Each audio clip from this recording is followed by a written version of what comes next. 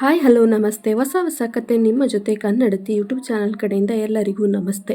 ಇವತ್ತಿನ ವಿಶೇಷ ಏನಪ್ಪ ಅಂತಂತಂದರೆ ಮಾರ್ಚ್ 3, 2026ರಂದು ಬರುವಂತಹ ಹೋಳಿ ಹುಣ್ಣಿಮೆ ಎಂದು ಬಂದಿರುವ ಚಂದ್ರಗ್ರಹಣದ ವಿಶೇಷತೆ. ಈ ಗ್ರಹಣವು ಹೋಳಿ ಹುಣ್ಣಿಮೆಯೆಂದೇ ಬಂದಿರುವುದೇ ವಿಶೇಷತೆಯಾಗಿದೆ. ಹಾಗೆ ಮಾರ್ಚ್ 3, 2026 ಮೊದಲ ಚಂದ್ರಗ್ರಹಣವಾಗಿದ್ದು ಇದು ಭಾರತದಲ್ಲಿ 20ರಿಂದ 25 ನಿಮಿಷ ಗೋಚರವಾಗುತ್ತದೆ.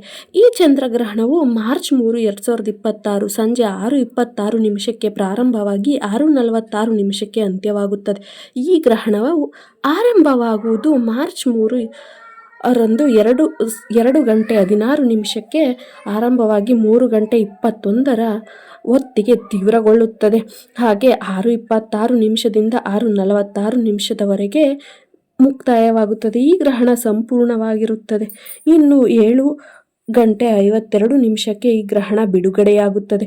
ಗ್ರಹಣ ಹಿಡಿದ ಸಂದರ್ಭದಲ್ಲಿ ಯಾವುದೇ ಶುಭ ಕಾರ್ಯಗಳನ್ನು ಮಾಡಬಾರದು. ಹಾಗೆ ಗ್ರಹಣದ ಸಮಯದಲ್ಲಿ ದೇವಸ್ಥಾನಗಳು ಕೂಡ ಮುಚ್ಚಲಾಗಿರುತ್ತದೆ.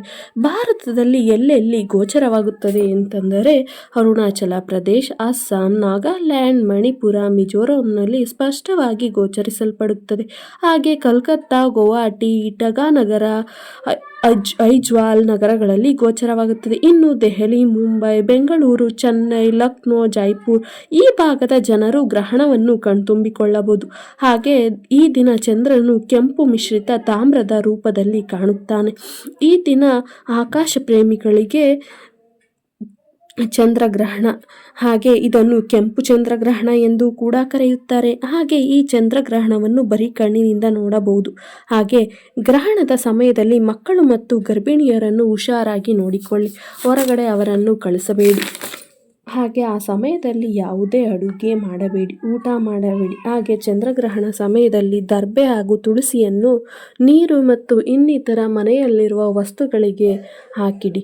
ಹಾಗೆ ಆ ಸಮಯದಲ್ಲಿ ದೇವರ ಧ್ಯಾನ, ಮೃತ್ಯುಂಜಯ ಹೋಮ ಮಂತ್ರವನ್ನು ಪಠಿಸಿ ದೇವರ ಬಗ್ಗೆ ಅಪಾರವಾದ ಧ್ಯಾನವನ್ನು ಇರಿಸಿಕೊಳ್ಳಿ. ಹಾಗೆ ಆ ಸಮಯದಲ್ಲಿ ನಿದ್ರೆಯನ್ನು ಕೂಡ ಮಾಡಬೇಡಿ. ಆ ಸಮಯದಲ್ಲಿ ಯಾವುದೇ ಕಾರ್ಯಗಳನ್ನು ಮಾಡಲು ಅಷ್ಟು ಶುಭ ಫಲವಲ್ಲ. ಹಾಗಾಗಿ ಯಾವುದೇ ಗೃಹಪ್ರವೇಶ, ಮದುವೆ ಸಮಾರಂಭಗಳು ಯಾವುದೂ ಕೂಡ ಅಂದಿನ ದಿನ ನೆರವೇರಿಸಿಕೊಳ್ಳದೆ ಇರುವ ಹಾಗೆ ಇಟ್ಟುಕೊಳ್ಳಿ.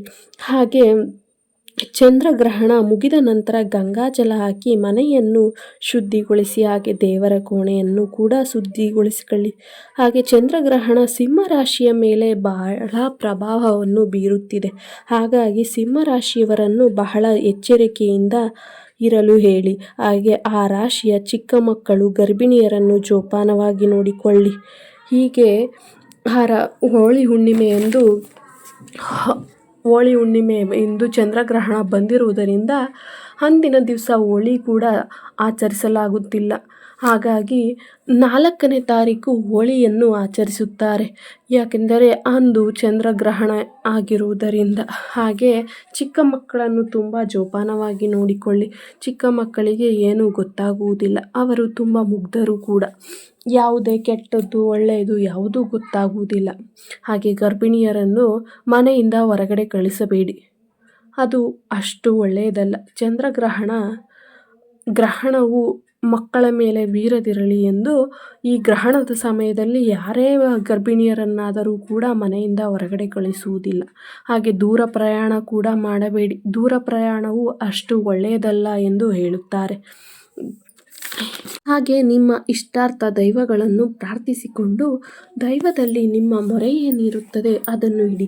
ಹಾಗೆ ಇದೆಲ್ಲ ಮುಗಿದ ನಂತರ 4ನೇ ತಾರೀಕು ನಿಮ್ಮ ಇಷ್ಟ ಬಂದ ಹಾಗೆ ಹೋಳಿಯನ್ನು ಆಚರಿಸಿ ಮನೆಯಲ್ಲಿ ಕೂಡ ಹಬ್ಬದೂಟವನ್ನು ಕೂಡ ಮಾಡಿಕೊಂಡು ಈ ಗ್ರಹಣದ ಸಮಯ ಅಶುಭ ಇರುವುದರಿಂದ ಆ ದಿನ ಎಲ್ಲ ಸ್ವಚ್ಛ ಮಾಡಿರ್ತೀವಿ. ಅಶುಭ ಮನೆಯಿಂದ ಹೊರ ಕಳಿಸಿರೋದ್ರಿಂದ ಗ್ರಹಣ ಮುಗಿದ 4ನೇ ತಾರೀಕು ನೀವು ಮನೆಯಲ್ಲಿ ಏನಾದರೂ ಸಿಹಿ ಮಾಡಿ ದೇವರಿಗೆ ಅರ್ಪಿಸಿ ನೀವು ಕೂಡ ಸೇವಿಸಿ ಮಕ್ಕಳಿಗೂ ಕೂಡ ಕೊಡಿ. ಹಾಗೆ ದೇವರಲ್ಲಿ ಯಾವುದೇ ಕೆಡುಕು ಆಗದಿರಲಿ ಎಂದು ಕೇಳಿಕೊಳ್ಳಿ. ಮನೆಯನ್ನು ಶುದ್ಧವಾಗಿ ಸ್ವಚ್ಛಗೊಳಿಸಿ ಧೂಪವನ್ನು ಹಾಕಿ.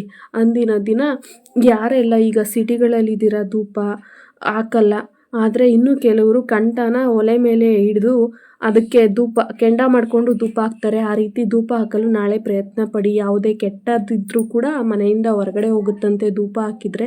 ಹಿರಿಯರು ಹೇಳ್ತಿದ್ದ ಮಾತು. ಮೂಢನಂಬಿಕೆ ಆದರೂ ಮನಸ್ಸಿಗೆ ಸಮಾಧಾನ ಆಗುತ್ತೆ. ಮೂಢನಂಬಿಕೆನೂ ನಿಜವಾಗ್ಲೂ ಅದು ಸೈಂಟಿಫಿಕ್ಕಾಗಿ ಏನಿರುತ್ತೋ ಏನೋ ಗೊತ್ತಿಲ್ಲ. ನಾವು ನಂಬಿರ್ತೀವಿ ಅಂತಂತಂದರೆ ಅದು ನಿಜ ಆಗೇ ಆಗುತ್ತೆ ಅನ್ನೋ ರೀತಿ ಇರುತ್ತೆ. ಹಾಗೆ ಇದಾಗಿತ್ತು ಇವತ್ತಿನ ಹುಣ್ಣಿಮೆಯ ಚಂದ್ರಗ್ರಹಣದ ಬಗ್ಗೆ ಮಾಹಿತಿ. ಹಾಗೆ ಇಷ್ಟೊತ್ತು ನನ್ನ ವಿಡಿಯೋ ನೋಡಿದ ಎಲ್ಲರಿಗೂ ಕೂಡ ತುಂಬ ಹೃದಯದ ಧನ್ಯವಾದಗಳು. ಇಷ್ಟ ಆದರೆ ಲೈಕ್ ಮಾಡಿ, ಶೇರ್ ಮಾಡಿ, ಕಮೆಂಟ್ ಮಾಡಿ.